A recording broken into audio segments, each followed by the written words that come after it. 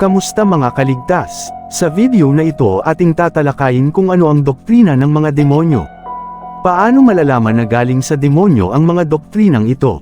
Bago ang lahat, kung gusto nyong ma-shoutout mga kaligtas, comment lang kayo sa ating YouTube channel, Facebook page and TikTok account.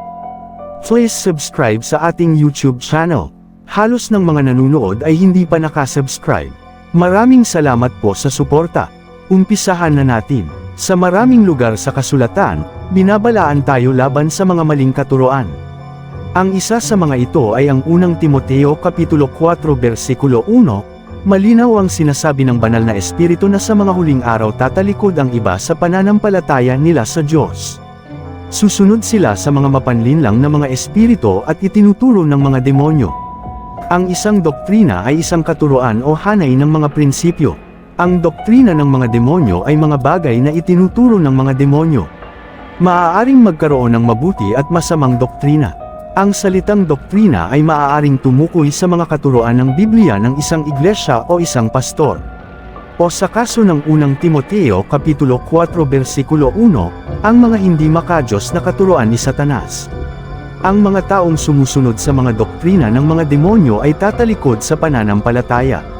Nangangahulugan na ang paniniwala sa doktrina ng mga demonyo ay isang seryosong bagay na kinapapalo oban ng pagtalikod sa katotohanan ng Ebanghelyo ni Kristo. Paano kumakalat ang mga doktrina ng mga demonyo? Ipinapahayag sila sa pamamagitan ng mga taong tagapagturo. Ang mga aral na ito ay itinuturo ng mga taong mandaraya, sinungaling at walang konsensya. Unang Timoteo Kapitulo 4 versikulo 2. Ang mga bulaang tagapagturong ito ay mga mapagpaimbabaw, na ang ibig sabihin at walang ebidensya ng tila kabanalan na kanilang ipinangangaral. Sila ay mga sinungaling, namumuhay sila sa kasinungalingan at nalalaman na ibinubulid nila ang iba sa pamumusong.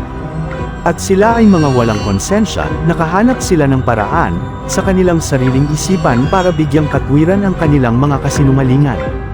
Ang mga bulaang tagapagturo ay magaling makisama, nakakaakit, at magaling magsalita, ngunit hindi nila tinanggap mula sa banal na espiritu ang kanilang mensahe. Sa halip, itinuturo nila ang mga suhestyon ng masasamang espiritu na ang gawain ay iligaw ang mga tao. Ano ang eksaktong ibig sabihin ng mga doktrina ng mga demonyo? Ang konteksto ay nagbibigay sa atin ng ideya ng mga katuruan na dapat nating bantayan. Ang mga aral na ito ay itinuturo ng mga taong mandaraya, sinungaling at walang konsensya. Ipinagbabawal nila ang pag-aasawa at ang ilang uri ng pagkain, kahit na ginawa ng Diyos ang mga pagkain ito para tanggapin ng may pasasalamat ng mga mananampalataya at nakakaalam sa katotohanan. Lahat ng nilikha ng Diyos ay mabuti, at dapat walang ituring na masama kung tinatanggap ng may pasasalamat, dahil nilinis ito ng salita ng Diyos at ng panalangin. Unang Timoteo Kapitulo 4 versikulo 2 hanggang 5. Ayon sa mga talatang ito, hindi natin dapat pakinggan o paniwalaan ang sinuman o anumang grupo na nagbabawal sa pag-aasawa o nagbabawal sa ilang uri ng pagkain.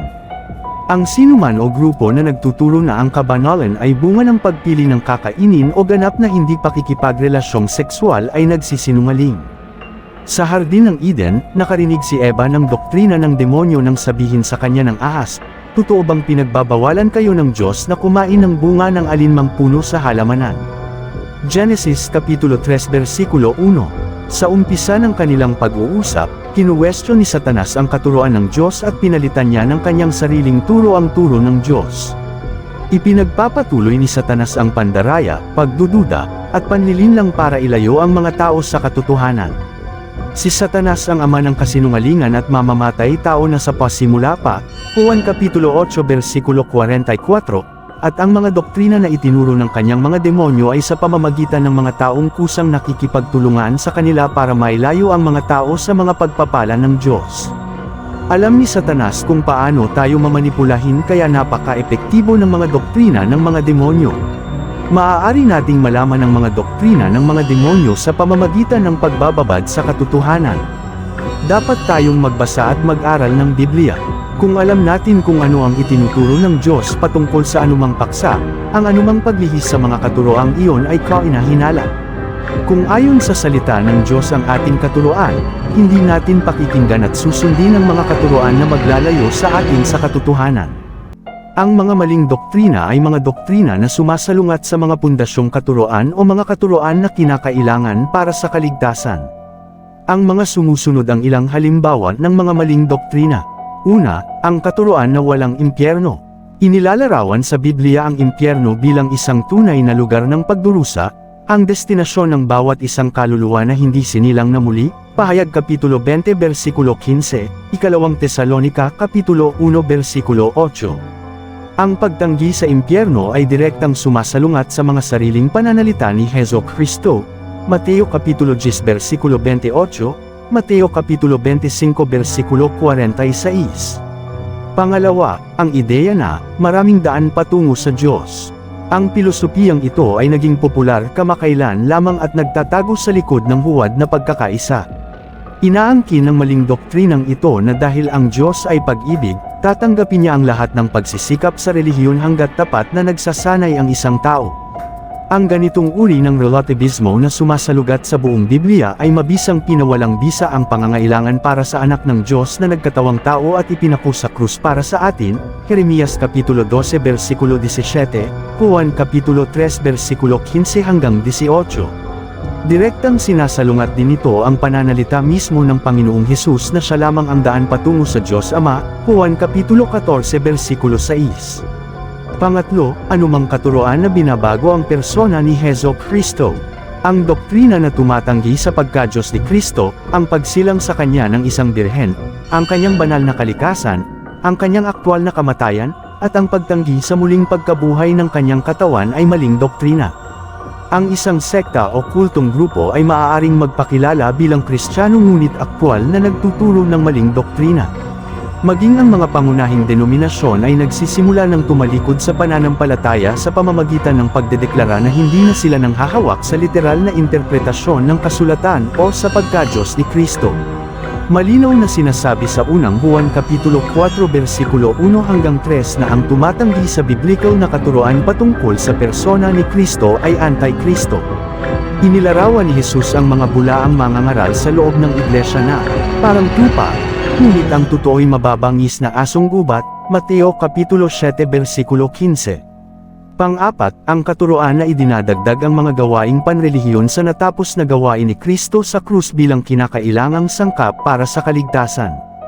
Ang katuroang ito ay tila paggalang sa Diyos sa pamamagitan ng bibig at nagsasaysay na ang kaligtasan ay sa pamamagitan lamang ng pananampalataya ngunit ipinipilit na nakakapagligtas din ang mga ritual sa kanilang relihiyon. May ilang mga grupo na may sinusunod na estilo ng gupit, pananamit, at pagkain. Binalaan tayo sa Roma Kapitulo 11 versikulo 6 laban sa pagtatangka na ihalo ang gawa sa biyaya ng Diyos. Sinasabi sa Efeso Kapitulo 2 versikulo 8 hanggang 9 na naligtas tayo sa biyaya sa pamamagitan ng pananampalataya at wala tayong maidadagdag o maibabawas mula dito. Sinabi sa Galacia Kapitulo 1 versikulo 6 hanggang 9 na karapat-dapat sumpain ang sinumang babago sa mabuting balita ng kaligtasan sa biyaya ng Diyos. Panglima, ang katuroan na ginagawang lisensya ang biyaya ng Diyos sa pagkakasala. Ipinapahiwatig ng maling doktrinang ito na ang tanging dapat gawin ng isang tao upang magkaroon ng tamang katayuan sa harap ng Diyos ay simpleng paniniwala sa mga katotohanan tungkol kay Jesus, manalangin ng isang panalangin ng pagtanggap sa isang yugto ng kanyang buhay, at mamuhay na gaya ng dati na may katiyakan ng kaligtasan hanggang sa huli. Tinalakay ni Pablo ang ganitong uri ng pag-iisip sa Roma Kapitulo 6. Sinasabi sa ikalawang Korinto Kapitulo 5 versikulo 17 na ang mga na kay Kristo ay mga bagong nilalang. Ang pagbabagong ito, na ginagawa ng Diyos sa oras na sumampalataya ang tao kay Kristo ang bumabago sa panlabas na pamumuhay ng isang mananampalataya.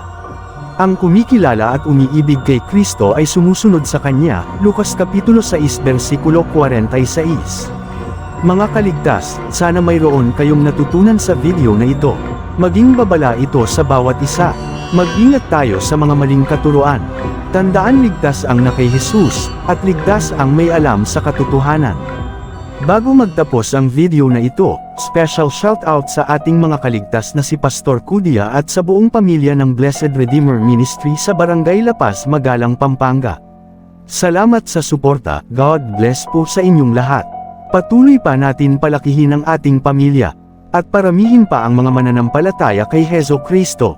Please continue to like, follow and subscribe to our YouTube channel and Facebook page. God bless and keep safe mga kaligtas.